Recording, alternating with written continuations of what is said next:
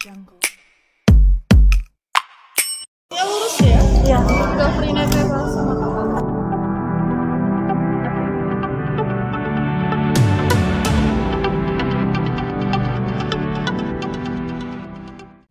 Assalamualaikum guys. Di sini kami udah berada di Gembira Lokal Zoo. Nah, kami di sini tuh akan mengamatin harimau Sumatera. Nah, kalau kalian mau tahu kelanjutannya, ikutin keseruan kami terus ya guys. Let's go.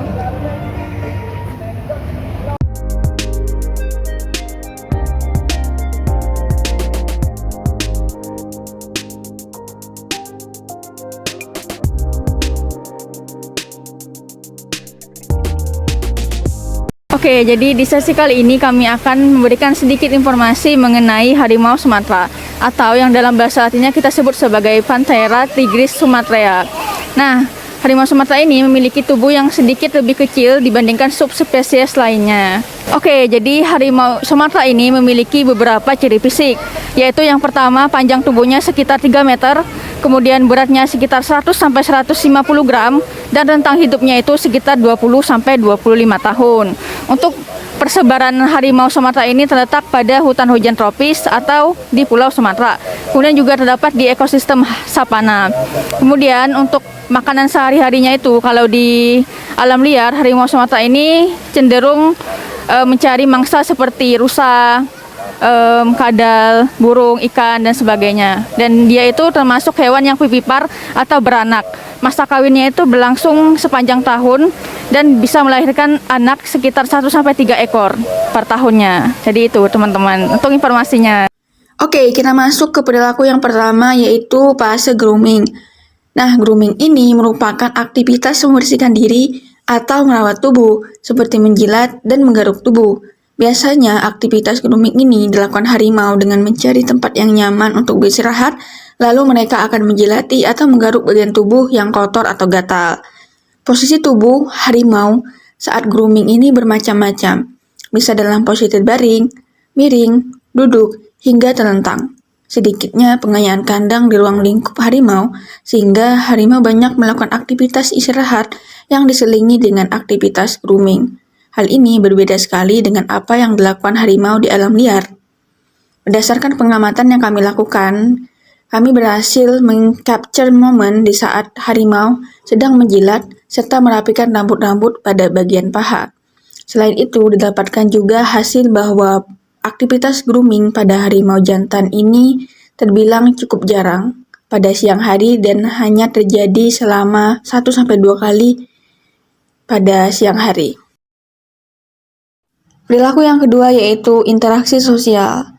Nah, perilaku sosial ini merupakan perilaku yang dilakukan oleh satu individu atau lebih yang menyebabkan terjadinya interaksi antar individu dan antar kelompok. Seperti yang sudah kita ketahui bahwa harimau ini bukan jenis satwa yang biasa tinggal berkelompok, melainkan jenis satwa soliter yang sebagian besar waktunya hidup menyendiri, kecuali selama musim kawin atau betina yang memelihara anaknya. Aktivitas sosial yang kami amati ini merupakan aktivitas sosial antara harimau yang satu dengan harimau lainnya. Di Gembira Lokal Zoo terdapat 2 harimau, yaitu harimau betina dan harimau jantan yang ditempatkan dalam satu kandang yang sama.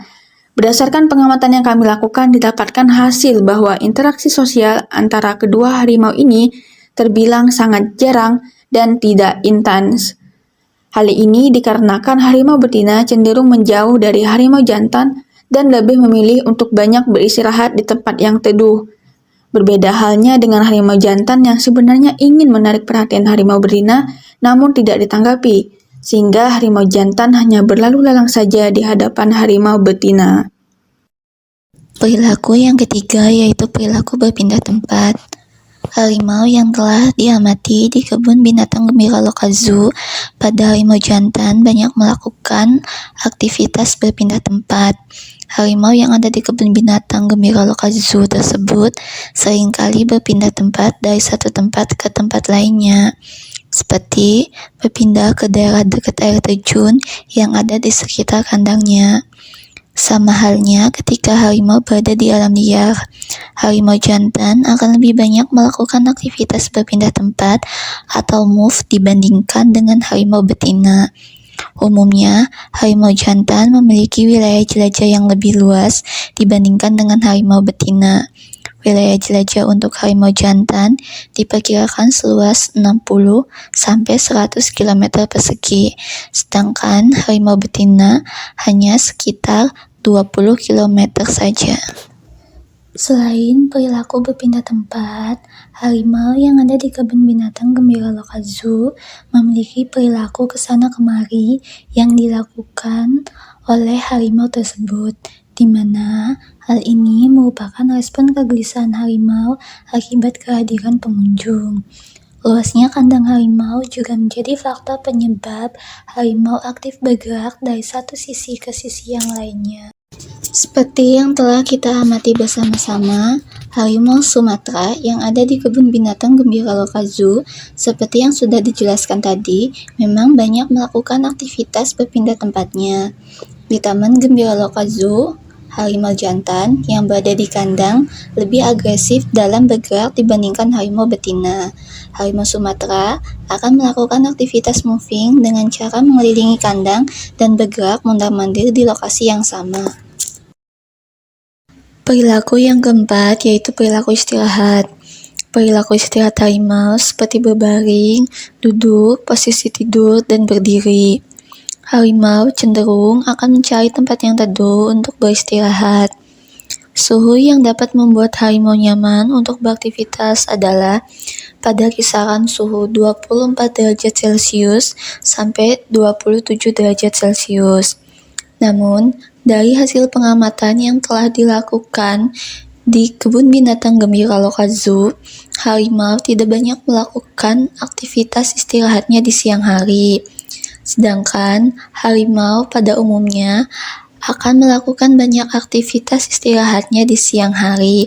Hal ini karena harimau merupakan hewan yang lebih aktif di malam hari, khususnya untuk berburu, di mana suhu udara lebih rendah pada malam hari sehingga aktivitasnya lebih optimal untuk dilakukan harimau.